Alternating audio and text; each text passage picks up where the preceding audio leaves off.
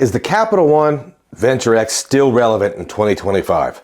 What's up, guys? Luke here from Luke's Points and Miles, and I've been in this game for a little while now, and I've used just about every credit card setup and ecosystem, and I wanted to pose the question about one of the most polarizing card issuers in the entire game. With all the new products and all the changes in this game, is the Capital One Venture X still relevant here in 2025?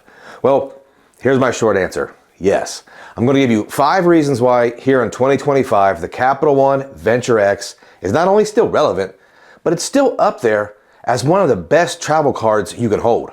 So if you are new around here, I make videos about credit cards, points, miles, cashback, and travel. If that's something you're interested in, consider becoming a subscriber. And if you get any value from this particular video, slap that like button for me. Now, with all that out of the way, let's get into it. So before I get started, I do carry the Capital One Venture X, and I do use it, and I like it. So there's obviously some bias here. And of course, I will leave my personal referral link for those of you that would like to apply for the card. Using my link definitely supports the channel, and it allows me to continue to produce content. Reason number 1, the Venture X is still relevant in 2025, the annual fee. Listen, I know $395 is a lot to pay for a credit card, and I know some folks are really not interested in paying annual fees at all, especially high annual fees.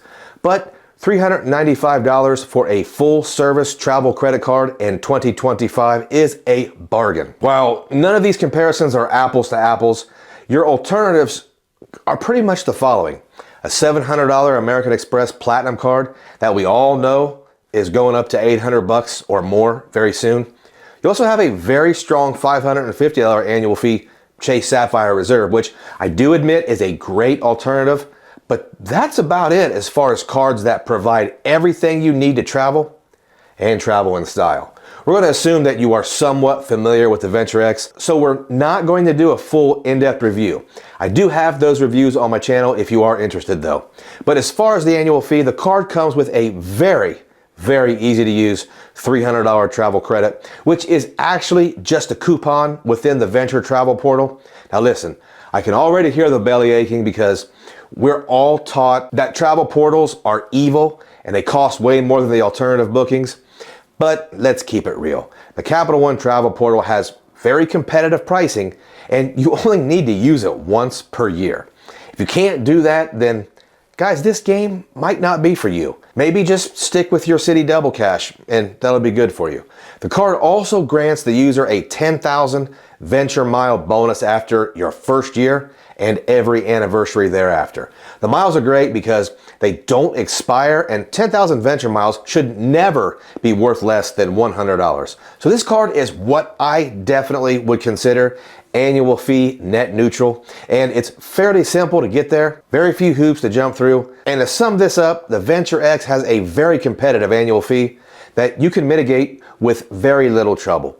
The second reason the Venture X is still relevant are the earnings. Now let me give you the easiest way to explain how this card is different than all other full service travel cards. This card doubles as your everyday catch-all. See, the Venture X gets double miles on that really important everything else category. Venture X doesn't ever need to leave your wallet, and it's the only travel card that can do this. So I could stop there, but there might be a way to sweeten the deal. If you're okay with using the portal, I know, at least when it makes sense, you can earn 5 times on airfare and 10 times on hotels and car rentals. If anything, this can be used for your one-night stays or maybe those super budget-friendly, affordable stays that might not make sense to use points. Maybe your player 2 wants to visit some unique property that is not part of a major chain. 10 times points, pretty good. Reason number 3 is a big, broad one. The card comes with some very valuable travel benefits that you will need if you're going to be a big leaguer in this travel game. The card gets a lot of standard-ish type things like credit for a global entry or TSA pre-check. The card comes with transfer partners, which I guess for me are a requisite for travel card, so that should quiet down that US bar crowd. The card comes with cell phone protection, which could be valuable depending on you handle that sort of thing. It's a Visa Infinite card, so there is that worldwide acceptance that we can sometimes take for granted. The card also comes with a couple really cool hotel programs. It's hard to tell how the Venture X Premier Collection compares to its competitors, but it is very simple and I think could be a valuable way to book your hotels. On to another powerful benefit, and that is the lounge access. You'll get access to over 1,300 Priority Pass lounges. Now, I do want to mention that they are losing access to some of the premium plaza lounges that are not part of Priority Pass. I don't have an exact number for that, but I also don't think that is too crazy significant. The card also gives the cardholder access to the Capital One lounges. Now, here's my breakdown of this. Capital One has lounges in Denver, Dallas, and Washington, Dulles. That's it. But they are the best domestic lounges I've ever been to. But there are only 3 right now, and I don't think Capital One is going to keep pace with Chase or Amex as far as expansion. I also want to add that my actual favorite lounge in the entire country is the Capital One lounge in Dallas. Okay, last one here. Primary car rental insurance, so you don't have to buy insurance from the car rental place. Personally, I don't rent cars often domestically, but hey, I'm sure this will come in handy for me and most folks at some point. Reason number 4 is a superpower for me, and that is something of a unique benefit amongst high-end travel cards. The Capital One Venture X grants 4 authorized users for no charge. Yes, you heard that right. No charge. Let's take a look at the competition. American Express Platinum Card, $175 for each authorized user. That's not cheap, especially if you need more than one. The Chase Sapphire Reserve charges $75 for each authorized user. Much cheaper, but it's nowhere near free. On the Venture X, this means that 4 free authorized users will get their own lounge access to both Capital One lounges and Priority Pass lounges. I do want to note as well that the Amex Business Platinum could be an alternative, and the authorized users for that card are $350 each. That's pricey. Now just go back to the fact that the Venture X is the most accessible premium travel card price-wise. 5th reason for me is the synergistic effects of the Capital One Venture X.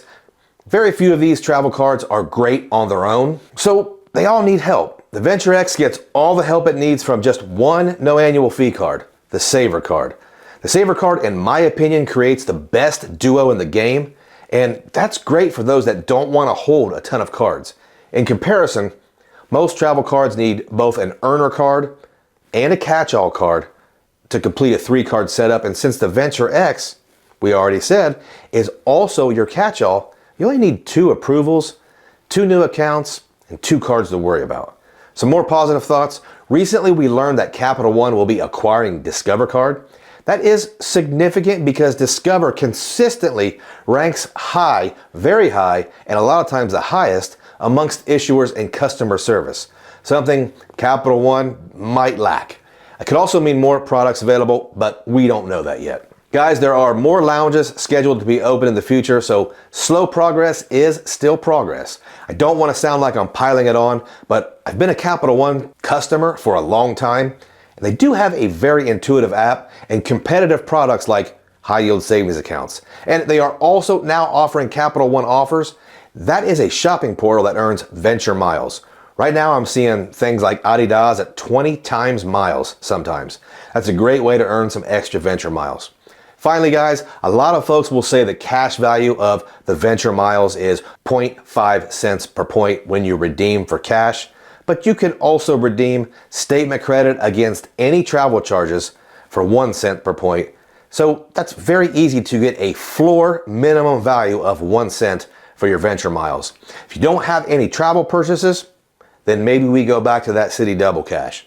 Okay guys, I'm sure I come off as a pretty big fan of the Capital One Venture X, and that's because I am. I think it's a solid card that belongs in a lot of travelers' wallets. My favorite part of the card though is all the folks that really hate on it and love to scream about those benefits will be slowly eroded and devalued. Lower the price, boys. I'm not buying. Hey, if you stayed here all the way to the end, thank you, and I appreciate every single one of you.